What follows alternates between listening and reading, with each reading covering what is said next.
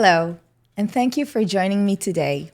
I'm your host, Gal Swisa Cohen, and on today's episode of the Israeli Bond on hmTv, my special guest, Lauren Chizner, will join me for a conversation about Jewish education today and how this connects to Israel. Lauren is the Director of Jewish Life and Learning at Sid Jacobson JCC.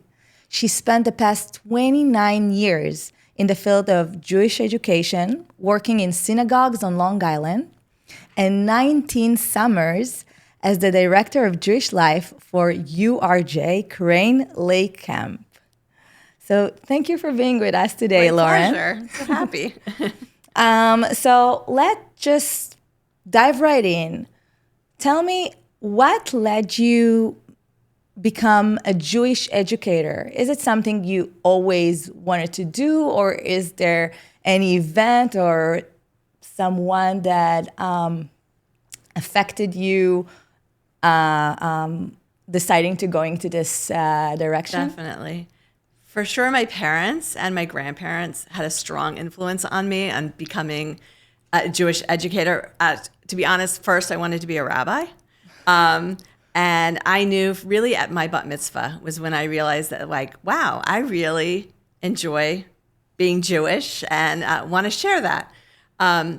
Both my grandmothers were religious school teachers growing up, so I used to go and teach with them and help them in the classroom. And then when I was old enough, I was able to be a madricha in the classroom and started really, as soon as my bat mitzvah was over, I started helping out in the classrooms as well. And then traveling to Israel, I spent my junior year abroad at Tel Aviv University. And it was really there that I learned that, like, in order to be a Jewish professional, I didn't need to be a rabbi. And that truly what my calling or what my goal was, or what I loved so much, was education. And I learned that Hebrew Union College actually had a master's in Jewish education. I was like, you know what, maybe this is really the direction that I want to go in. There was a point where I thought that I would be a rabbi and be an educator first and then continue on to the rabbinate. And then I met my husband, and two rabbis in a family is too much. But really, like, I grew up in a household where both Israel and being Jewish was central to who we were. It was a part of our identity. I grew up in Texas, so like we had to sort of go out of our way to be Jewish. I was always the only Jew in my class, and my mom would come in to make latkes and teach about Hanukkah and teach about the Jewish holidays. But it was alive and vibrant. It became instilled in me as a young child of, like, this is important to me, and Israel was important to us. So it sounds like, in a way, you were always kind of educating about Judaism, but not necessarily to Jewish people, but more so Right. to a non-Jewish people. I think I was both. I mean, because like I would educate my friends in the public schools, but once I was 13 or 14, I was able to educate the Jewish kids in the synagogue and be involved in that respect as well. But it was like I realized early on that this was like something that I loved and wanted to continue doing. So kind of a calling, even. I guess so. Yeah. This is so nice and so unique. But before and as you know, I will want to tap into Israel and the connection with Israel. At the end of the day, this is the Israeli Bond podcast. But before going to this direction, I would really want to pause on something bigger. So as a person that is a Jewish educator for years, and this whole field of Jewish education in America is, I would say, going through a complex phase right now. So I want to ask you, so how is Jewish education looks like today in America as it changed in the past, I would say, 29 years that you're around this, yeah. So it's definitely changed. It's changed for many reasons and in many respects. Like when I went to religious school growing up to Hebrew school, I went 3 days a week. And we just did it. It was 3 days a week, and that's how it is. Now, and even when I started my first job at Temple Beth Ellen with Great Neck, we went twice a week. The kids came twice a week. And now I would say many of our schools, if not, most Reform synagogues, the kids are coming once a week, 2 hours a week. So there's a shift, it's an inevitable shift in what we can accomplish and what we can teach. Where we used to spend semesters on Jewish history and understanding immigration, and there's no time anymore. And so I would say even after COVID and especially October 7th, my goals as a Jewish educator and what I bring to my school, because I'm still a director of education at Port Jewish Center in Port Washington, for me, it's important that my students feel a sense of Jewish community, a strong sense of Jewish identity, and a sense of Jewish pride. Because I don't have time in 2 hours a week to teach them to be fluent in Hebrew, to understand every single holiday, to understand the Torah, to understand history. It's just too great of a goal. But I feel like if we can connect them to Israel, if we can connect them to a sense of Jewish community and a sense of Jewish pride, they're going to want to continue, my hope, to be involved and to continue their learning past what we can offer in 2 hours a week. So I wonder two things. First of all, why is this change happen? So why? How come 29 years ago when you started, people were going 3 times a week to some Jewish after-school activities, and today it's only once a week, 2 hours, as you said. Is it the COVID that really did this shift, or what happened? This has been shifting. And look, I think it's a sense of American families. We want our kids to be well-rounded, whether it's the pressure of getting into colleges, whether the pressure. There's a lot of pressure on these families. And it's shifted along the years, like the pressure over academics? I would say yes, the pressure has shifted. It's getting harder and harder to get into colleges, and it's more competitive. But on the flip side, our families want their children to be Jewish. They want them to have a Jewish education, and theater is important, or sports are important. And so they're balancing. And so we've had to, and I don't necessarily look at it as totally negative, but we've had to respond to that. And our kids, aren't coming twice a week. It's just the reality of the situation. So what do we do? Are we going to just say, okay, well then don't come, and then don't engage in Jewish life? No, we want our families to make Judaism and make Jewish education a priority. And, several years ago at Port, some of the families said to me, look, we have a big family. We have 3 or 4 kids, 2 kids. We're juggling a lot of stuff. You do stuff on Mondays when we have religious school, our family will be there. We are guaranteed to be there on Monday. And, maybe we're skiing on the weekend, and maybe we're trying to balance everything. And so I've tried to take that perspective of this is a priority for families, but also, soccer may be a priority, and theater may be a priority. And so I don't want to condemn these families for making choices. Let's make Judaism fit into their lives. Let's bring it to them, and let's elevate it the best that we can. So do you think this change and adding more activities to kids' curriculum, I would say, change something in Jewish pride in general? I don't know that it changed something in Jewish pride. I would say October 7th changed something in Jewish pride. We'll talk about that later. Yeah. I don't know that it changed Jewish pride. I think there's still a sense of Jewish pride. I think what's changed is what people actually understand and know, and the amount that we can really teach. And so families are going to have to take it. If there has to be a give and take. So if you're only going to come 2 hours a week, we can only do so much. Your child's not going to be fluent in Hebrew. You're going to have to do a little bit more on your own. Do they? I don't know. I would like to think they do. Okay. I would like to think as well. So you know what? Now let's dive right in. So this podcast really was born to explore and to strengthen the connection and the bond between the Jewish living in the diaspora and Israel. So personally, I can tell you that when me and my husband arrived here 2 years ago as emissaries, we were surprised to some degree of the warmth and the support that we got from this community here in Long Island for us as Israelis. But I want to ask a hard question, which is, and it also made us wonder, what is the connection between Israel to Jewish education? So in my perspective, I can't separate Israel from my Jewish identity. Israel is in our prayers. It's in our Torah. Like Israel is a part of our story. So for me, understanding and being connected to Israel in any way, criticize, be supportive, love, that's who we are as Jews. And so, in my schools that I've run, Israel's always been a huge component. Israel's been a huge component of my life since my first trip there in 1984. It is just, it's part of who I am, and it's part of what I love, and it is central to who I am as a Jew.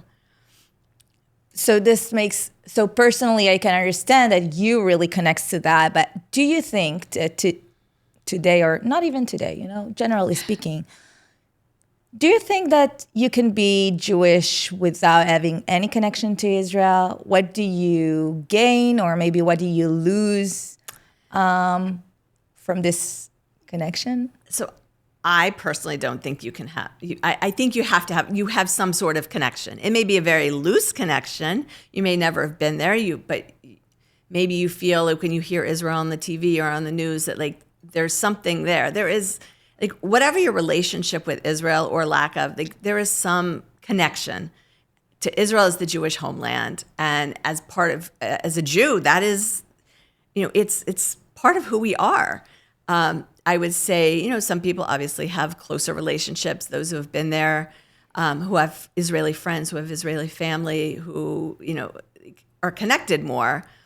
But for me, and what I want to instill with my students is that, Israel is a part of who we are as Jews. You can wrestle with Israel, with the notion of Israel, with the politics of Israel, but I don't think that you can disconnect from Israel.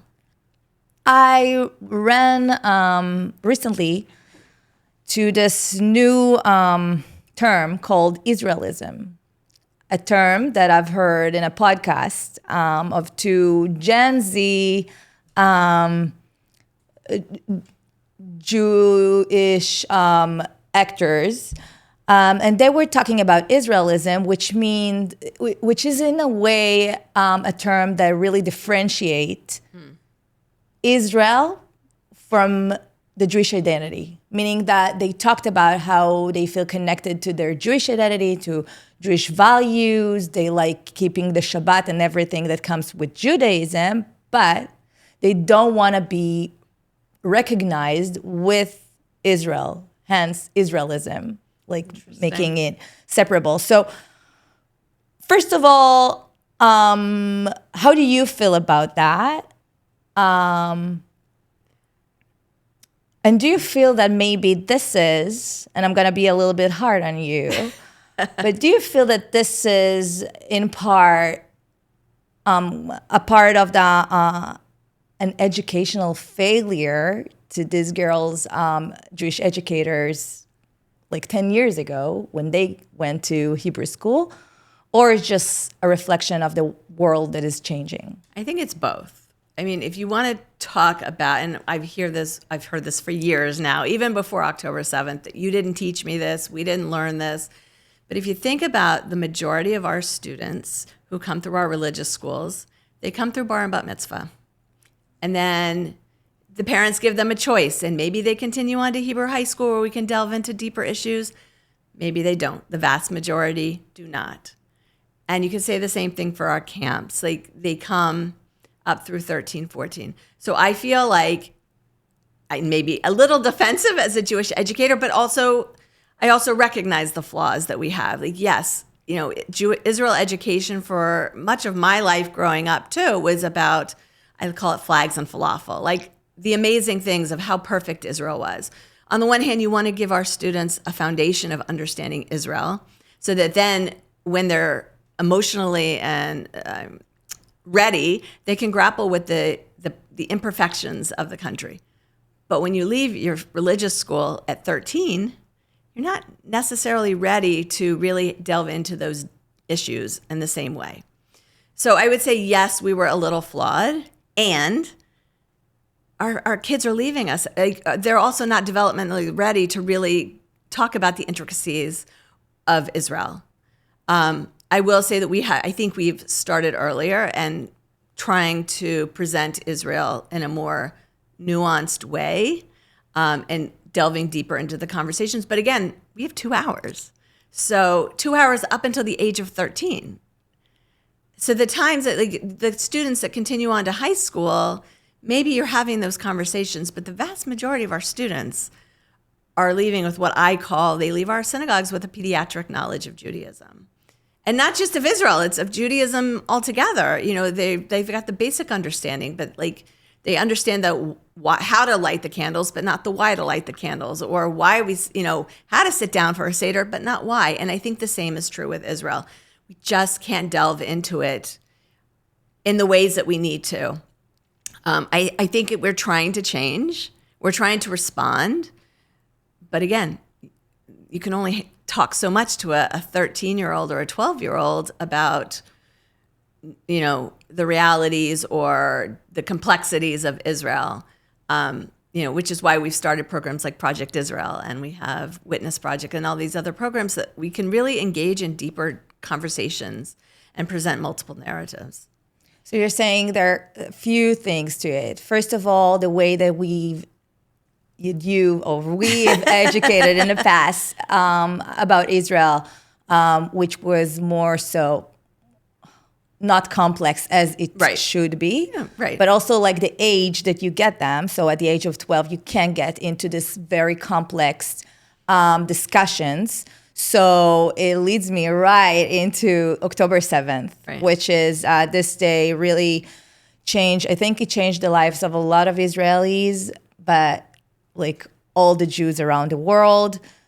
The day itself, but the events that happened right after the war in Israel, but not only the war, really changed a lot personally, every person, but also the way that Israel is presented in the world today.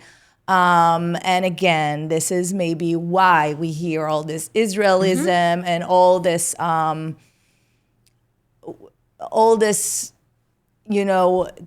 talk about Israel that we haven't heard before, especially from Jews.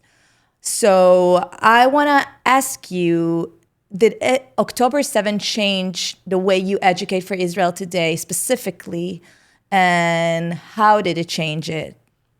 So it changed it in a couple of respects. For one, I think there was in many families there was a renewed, like a wake up call, a sense of like Israel is like they're part of us, like we are one, and maybe not having felt that so much before and wanting to educate their kids about it, talking about it. The sense of Jewish pride was really what we've called the surge. Like parents and families are really like want to be a part of a community or looking for community, need community. And I think all of this came about after October 7th. So in a way, it a little bit strengthened the Jewish pride. It definitely strengthened the Jewish pride. And you saw people coming out, and you see, we spoke with some of our students not long ago with Project Israel, and they were talking about how after October 7th, with the rise in anti-Semitism and the fear, and these high school students were talking about how their parents wanted them to put away their Jewish star or not wear their chai or their IDF shirt,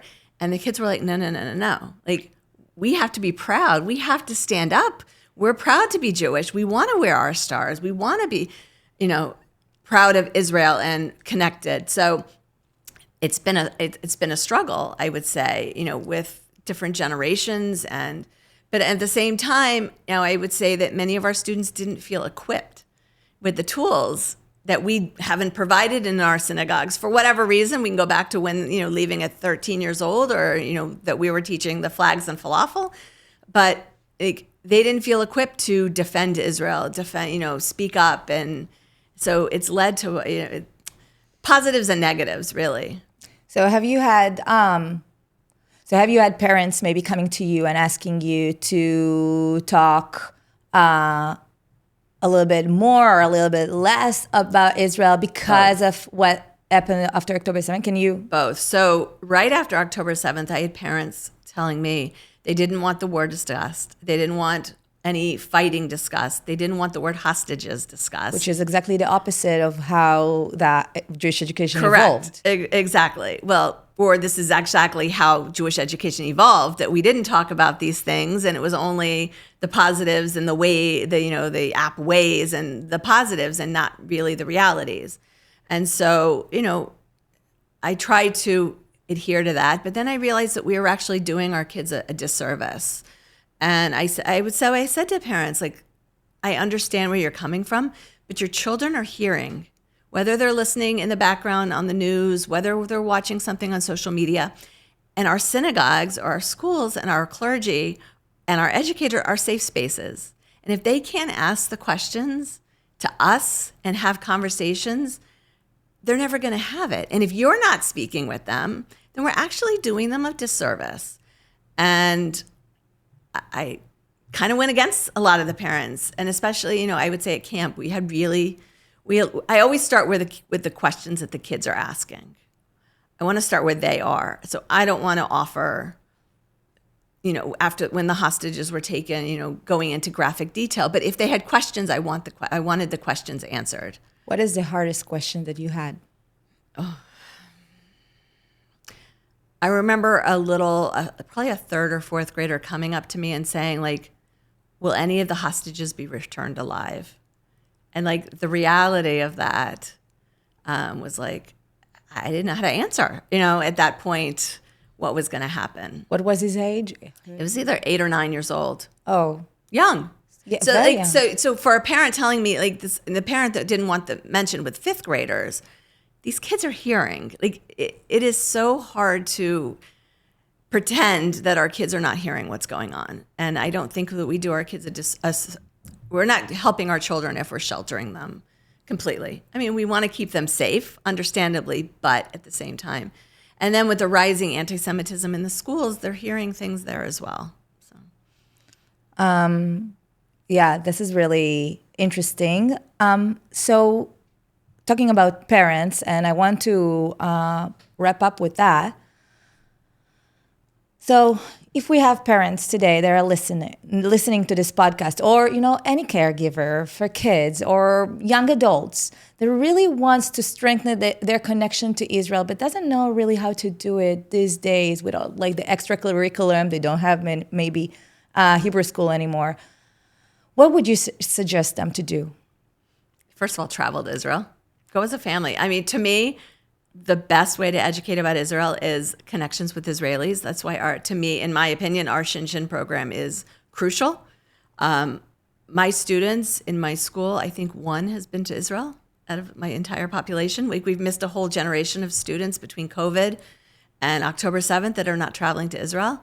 And so the connection with Israelis and the ability to speak and meet Israelis is huge. And traveling as a family and really seeing Israel and getting to know Israel, but not just seeing the sights, but meeting the people and hearing the stories. And but beyond that, getting involved if you're in high school with BBYO or some of our, the programs that the JCCs here on Long Island are offering.